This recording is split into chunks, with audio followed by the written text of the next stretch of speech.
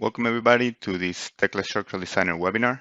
My name is Alessandro and I'll be running you through a demonstration of new features and behaviors introduced in Tekla Structural Designer 2021 with Service Pack 1 installed. We'll start by demonstrating a new behavior for gridlines. This is that gridlines are now not selectable by default in 3D views. As we can see, we have a grid line that we cannot select. This has been done to allow for a easier navigation of the model without grid lines getting in the way for selection, and also to allow for these grid lines to be available in all our review views while in 3D. We can obtain the previous behavior by turning on a couple of settings in the model. The first setting that we want to look at is in the levels. So we're going to select the level that we want to make this grid line selectable, in this case our base level, and we want to turn on show grids in 3D view. Once that is on, we can then turn on the scene content, grid, and construction lines. This will make our grid lines now selectable, so we can select them and make changes or show the references of members that are referenced to this grid line, or delete them if we don't need them. If we turn off either of these properties, then we'll find that the grid lines are now unselectable again.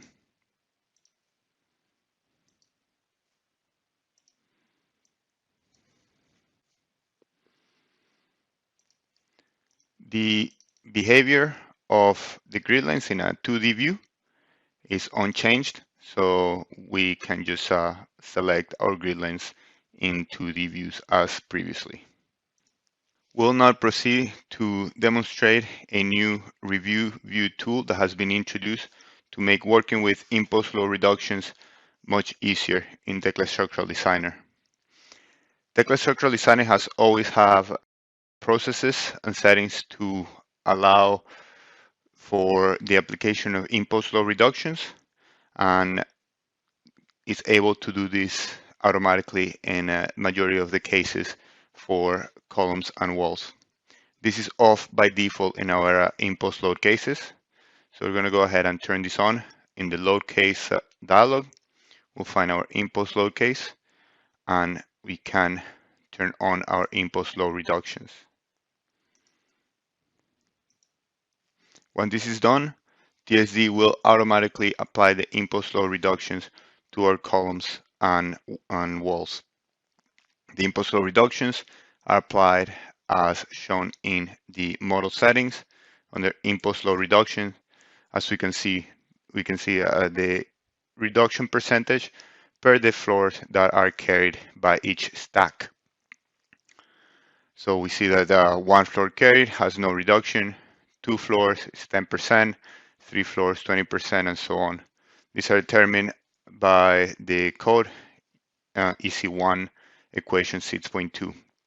These are not editable in when working with Eurocode, but they are editable when working to British standards. If we run a quick analysis for our impulse load case and review our axial force results, we have lightly loaded this model. We can see our axial loads without reductions, and we can turn on the reductions to see a reduction of our loads. Previously, the altering of the impulse load reductions had to be done using the column or the wall properties. For columns, we can see the assume extra floor supported. This allows us to add extra floors to any discontinuous columns, such as the ones here in the middle that support a transfer beam, but there are additional floors above that. And we can also count the floors that are being supported for a specific level. This is on by default, but it had to be done per column or wall individually for the level. The level that are considered as floors for the reductions are controlled by the construction level dialog, taking the floor option. This portion is unchanged. The new tool can be found in the review view under show alter state and change into impulse load reductions. Here we can now graphically see the reductions for our members. We can see that the columns reduced from the top, just no reduction, then 10 and 20 and so on for the continuous load path columns. So this column has been modeled as a single column and becomes multi-stack as it crosses the floors. And we can see that our columns with this continuous loading path reset where they become discontinuous. So as we can see, top of the column here, it starts with no reduction, reduces 10, 20, 30, becomes discontinued by the transfer beam, which is supported by the internal column, and then that starts again in by 0, 10, 20, and 30. Naturally, we will want to adjust this to be able to reflect the additional floors being carried. We can see in the legend, when we're in the review view, we can see the impulse load reduction factor. So this is the factor that the impulse load will be multiplied by. We can change that to the reduced impulse load by, so you can see the percentages. So you can see 0% at the top, then 10, 20, 30, and 40.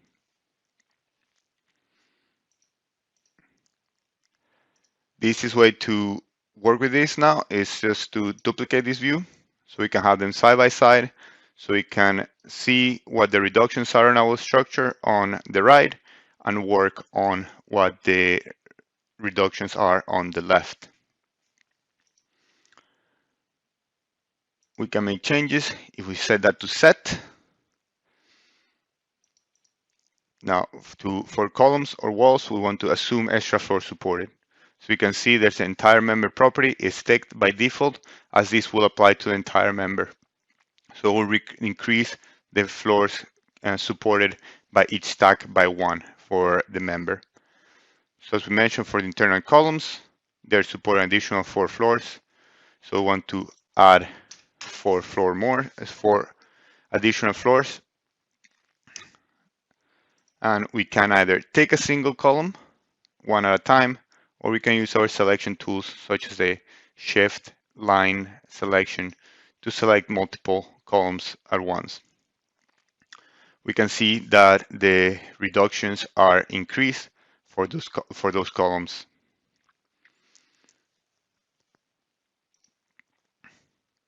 Further, we want to set the reductions for beams and slabs.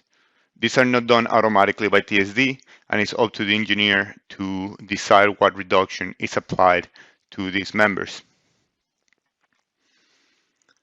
So we'll go ahead and change that to the reduce impulse loads by, and we can begin to rationalize our reductions for our slabs and beams. We can change the filter type to reflect just slab items, so the beams are not in the way. And we can see that, for example, at the bottom, we have a reduction by 40%. So we can change our reduction by 40% and just click on our slab and change the reduction. On the right-hand side of our structure, it supports columns that reduce by 30%. So we can make that change as well and click on that slab. On the level above, we see that there is a transfer column, so a transfer slab supporting a column. The column is reduced by 20%. So on the left-hand side, it's a matter of changing that to 20%. Click on a slab. Now that we've addressed the slabs, we can then also reduce by for our beams, can change the entity type to a beam, and we can change the reduction to 30%, as they're supporting columns that reduce by 30%. The entire member property can be useful here if you have members that are multi-span and each one supports a column, which in this case we do have. We can tick this option to select the entire member at once. So we just click on one of the spans and it will apply to the entire member. If this is unticked, then it will apply to just one of the spans. We're going to tick it, and then we can use the selection tools again to select the 3 beams and change the reduction factors.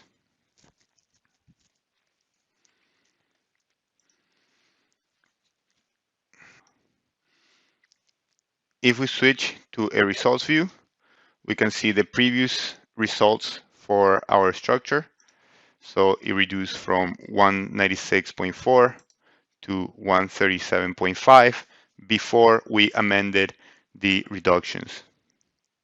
We rerun the analysis for that imposed load case. We'll see now the further reduction on those columns that we have added additional supported floors. So now the reduction, it reduces to 117.9. Going back to the review view, we can go back to review, and we can also see the floors that are counted as supported. We need to change the entity to either any columns or walls, depending on what we want to review. And then we can see that by default, all the floors are counted as supported. So as before, we had to change in the properties window, as we showed before. Now we can do it graphically. This is the property for the floor, so whether a stack supports the floor above or not. So if we want to make these changes, we can change to set, and we have these 2 options to either count the floor as supported. So when that is ticked, then it will set our members to on. When that is unticked, it will set it to off. So as an example, so we can see the entire member will apply to the entire member.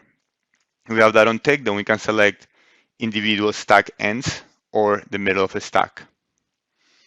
We can see that as we have turned off all the floors counted as supported for this column, the reduction has come down to 30%. The reason it's 30% and not 0 is because we have provided additional floors assumed as supported. So if we change here in the review on the right hand side to number of floors supported, we can see that there's an assumption of 4 for this column, and this column is supporting 8. We can see our other columns support 8. Going back on the left hand side, we can revert, so we can see again 8 floors supported. If we untick entire member, we can click on the specific end. So untick that as well, so we can set it to off. We can click on the end of the column, so the stack ends that meet at that floor will be turned off. So now we can see that there's 7 floors at the bottom of this of the corner column. If we click on the middle of the stack, then it'll apply it for the level at the top and the bottom of that stack. As you can see, these are all off. So the number of floors supported is 5. We can review the properties of this column. Now we can see that obviously the assumed extra floor supported was 0. And we can see the property for the 3rd floor has been turned off, as well as the 2nd floor, as shown graphically. As we have seen, this imposed load reduction feature makes the application of imposed load and the review of imposed load reductions much clearer and makes it much easier to adjust than the previous behavior in Tekla Structural Designer. We will now proceed to review a new overall wind drift check that has been introduced with Service Pack 1. For this, we require a wind model. So we're going to create a wind model for our structure. For this, we require wind panels. We're going to model some wind panels. You may notice that now we're modeling wind panels, we have this rectangular property in the properties window. This allows us to select just opposite corners of the panel and model a rectangular panel very easily. So we're just going to model 4 rectangular panels and cover these faces. We can still model rectangular panels as shown here, and we can then change the shape. You'll notice when selecting the blue node that the property for rectangular is also on. This allows you to change the width and height of the panel and keep it rectangular. But if we untick it, then we can change the shape to a polygonal shape as we need for these faces of the model. Similar on the other side, we select the blue node, untick rectangular, and it will allow us to change the shapes of our panel. This tool can make it can provide useful when modeling the panels, as we can just model our rectangular faces and then change it to polygons, or more often than not, a rectangular face is required. This applies to concrete walls as well. So previously you had to change the model by selecting each blue node one at a time, but now we find the rectangular option. So we can just select the blue node and change the width or height of our walls easily. We're now going to run a wind wizard for a random sample location in the map and accept the defaults and generate some wind load cases. The overall wind drift is controlled through the design ribbon, then settings. So you can see under the sway and drift checks, we have our previous wind drift check properties. Now we have appropriate to check for resultant wind. When this is ticked, Tekla Structural Designer will calculate the resultant deflection of the wind and do the check for that deflection and the height of the structure, or the height that is set up between the two levels with the lowest and highest check for drift property. When the resultant is unticked, Tekla Structural Designer will calculate the deflections on both directions and will report the worst case ratio. To activate the overall wind drift check, we just tick the box and the limit will appear. We're just going to accept that default and OK. And we need to create some combinations for wind. So we'll just generate the combinations. For this check, only the overall wind drift check is required. So we'll just generate overall wind combinations. So I'm going to click Finish and obtain some wind combinations, and we'll run Analyze 3D Only. 3D Only will run our 3D building analysis and will generate those results for design and 3D building, and it will not run FE Chasedown or gridlines Chasedown. This is an advantage when we're concerned about the drift results and stability of our structure. We can run 3D only static, and it will run it for all our active combinations and provide us with results without having to spend time or wait for the chase down analysis to complete. Whereas analyze all, as you may be aware, it will also run the chase down analysis if required. So now that we have run the 3D analysis, we can see under the design that the overall wind drift check is now available. So we can see the details to see the results, and this will show the combination, the deflection, the height between the highest level and the lowest level active drift check. What this means is that each level has a check for drift property. So if we go onto the levels and each specific level, we can see that there's the check for drift property. Tekla Structural Designer will use the height between the length between the bottom level that has this property ticked and the highest level that has this property ticked that also has a column or a wall connecting to it. If we have additional levels above our structure that has that does not have any columns or walls connected to it, then it will not use that level for the height calculation. We can see the overall wind drift ratio, 332, and the limit that we have set in the design ribbon, and see that the status fails. So to show again with the level 8, if we untick check for drift, the overall wind drift check is updated automatically. So we can see now it's 76. If we look at the details, we can see that the length has been reduced by 1 level. I close this, and we're going to check again for drift on that level. In the design settings, we can change our limit to, for example, 330. And now we can see that it updates automatically, and now it's a pass.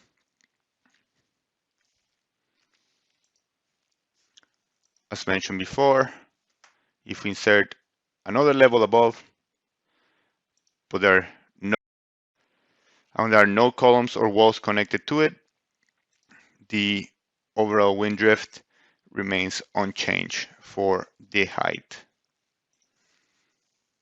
As you can see, it's 28.5 as there are no results for that level.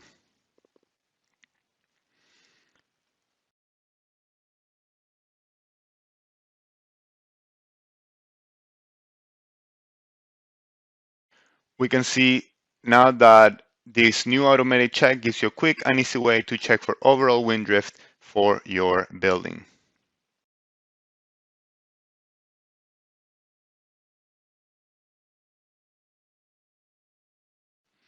In addition to this, we have also improved the Ehf settings. So if we go on the home ribbon and then model settings under EHS, we can now see it says global imperfections. Before, this was hard coded to a 0.5% maximum as per the code. And in order to reduce this value, engineers had to input the height of the structure and the number of columns in each direction.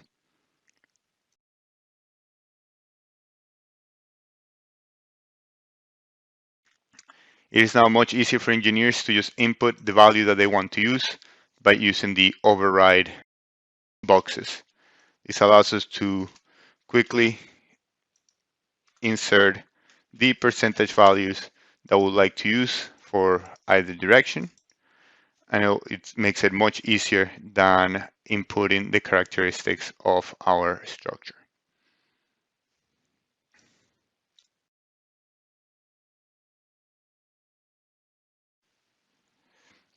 We will now change models to demonstrate some new view tools and properties for cambering of steel beams, both composite and non-composite.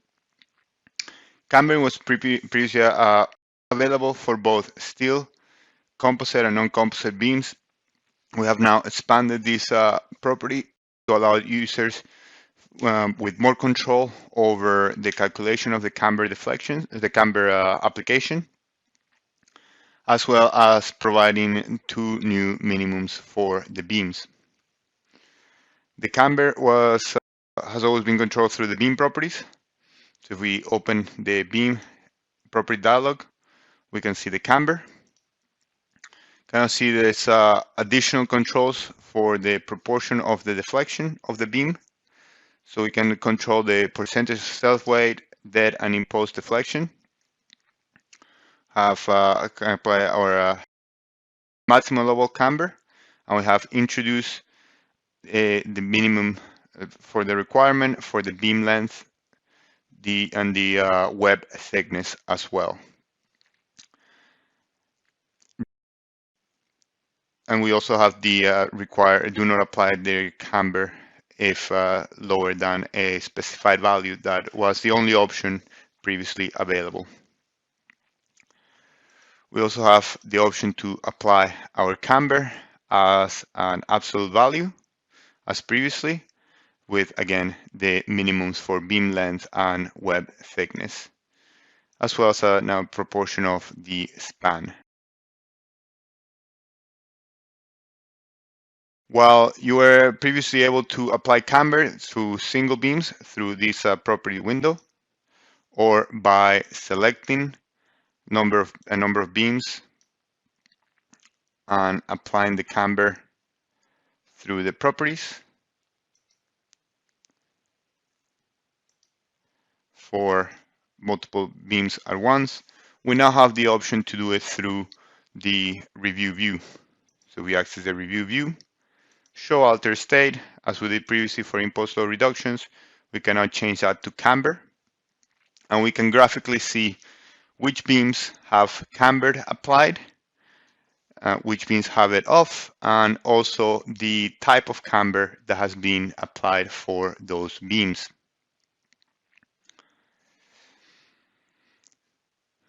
We can change the review to set on, off, or toggle or a copy. When we toggle, it will switch between the on with the current characteristic that is that has been set up, and off.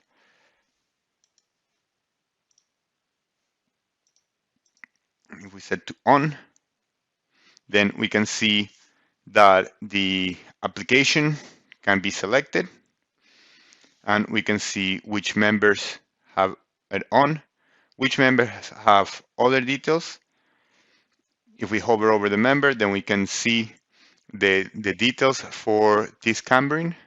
For this one I'm hovering over right now is to apply as value. And we can just take on different beams to set on the different deflections. If we change the type of application, for example, to value, we can change the camber that we want to apply. We can see beams that have other details. Those are still available to click, so we can change the characteristic of the camber that we're going to apply to those beams, or we can just click on the new beams. Again, as a proportion of the span, we can set the proportion. We can see again all the details and apply the new item. Setting off, we just turn off the cambering. Again, for all these modes, we can use our selection tools to quickly select multiple beams and apply as just shown here. Switch back to review. Now you can see that all the beams that were previously off that we just toggled, they moved straight to proportion of the deflection. That's the first option by default. And those beams that we had amended before, they just changed back to what we had already set. As with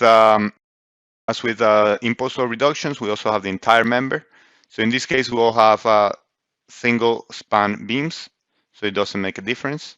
But we do have the option for multi-span beams to apply to either the entire members, so all the spans, or just to individual spans. We also have the copy tool that will show us our sources. Then we can select our source, and then we can see our valid targets, so beams that have different cambering options, and also the beams that are the same as the source. So this is the same behavior as the regular copy tool, just now copying the camber. In addition, all the beams that have camber applied, we can now also see in the tabular data over design summary. Turn on steel, then we can see the camber. We can rearrange the table by camber, and we can see which beams have more camber down to no camber. This is all the time we have for today. Thank you for attending the webinar. You can read more about other features and behavior changes that we're not covered here in the release notes for Service Pack 1. For now, we'll just open the floor for any questions that you may have.